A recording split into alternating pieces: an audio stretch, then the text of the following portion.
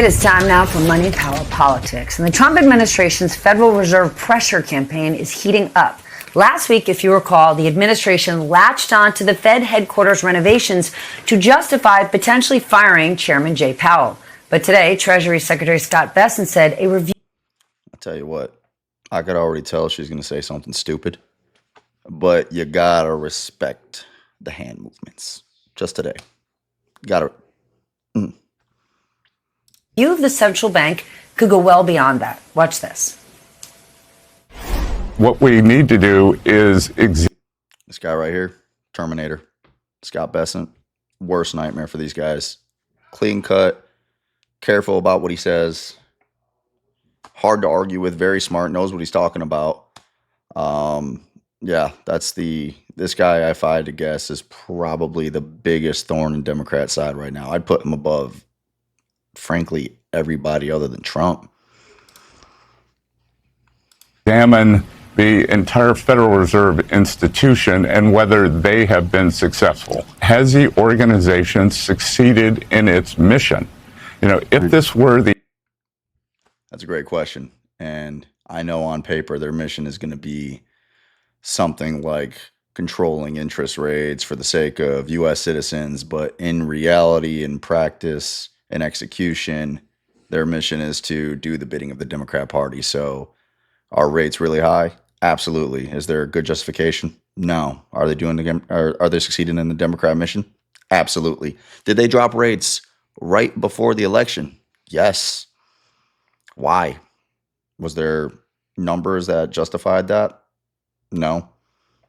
It was, hopes that we could say, look, the market's doing great. Vote Democrat. Ignore the last 4 years of pain. The market's good now. Yeah, they're succeeding in their mission. It's just not the mission of the American people.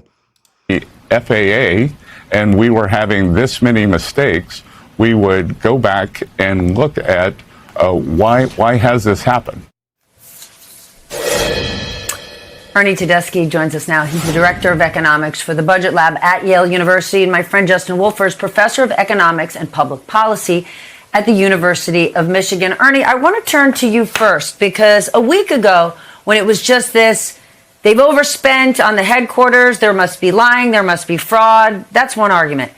But is there some validity to the case to just say, let's take a look inside the Fed, right? They've got hundreds of PhDs in there. Who are they? What do they do? What's their track record in terms of success and calling the economy right?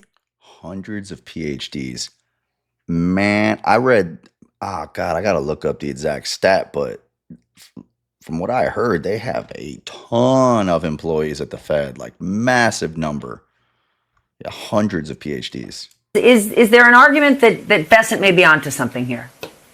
Well, I think that it's absolutely the case that the Fed should be subject to public oversight. It is an institution created by Congress, but there already is a lot of public oversight. The Fed makes regular reports to Congress, updating them on progress with the economy and meeting its monetary policy goals. The Fed making a regular report to Congress without somebody that is external to the Fed on the inside means absolutely nothing to me. I could write whatever report I want that says, yep, I'm doing a great job. It means nothing. I'm doing a good job. Here's some proof that I made.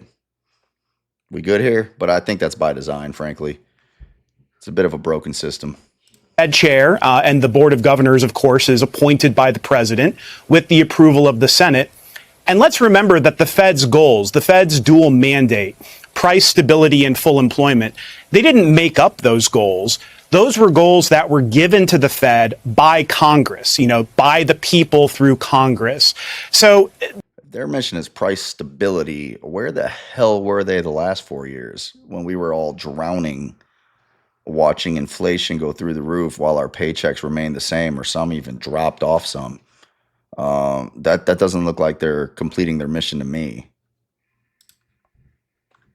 There is a lot of oversight of the Fed already. Now, the Fed is not above the law. The Fed should always be examined, and it's absolutely valid, I think, for policymakers to question how the Fed is doing against its own goals. But we also shouldn't confuse in thinking that the Fed is somehow not already being subject to public oversight.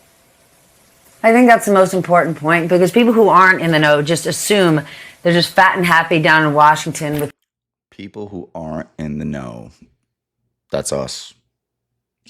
We sit at home, we pay the bills. We don't know what the Fed does. We're not in the know. We have assumptions. I know, the news guys know. The experts they brought in doing the bidding of the Fed know. Who are we? We're not in the know. We just make assumptions that they're fat and lazy. no one checking in on anything, and that's not at all the case. Justin, hard one to you. Tariffs and the deficit were the big issues that were upsetting the markets big time for weeks and weeks. But here we are today. You get the S&P and NASDAQ hitting records high.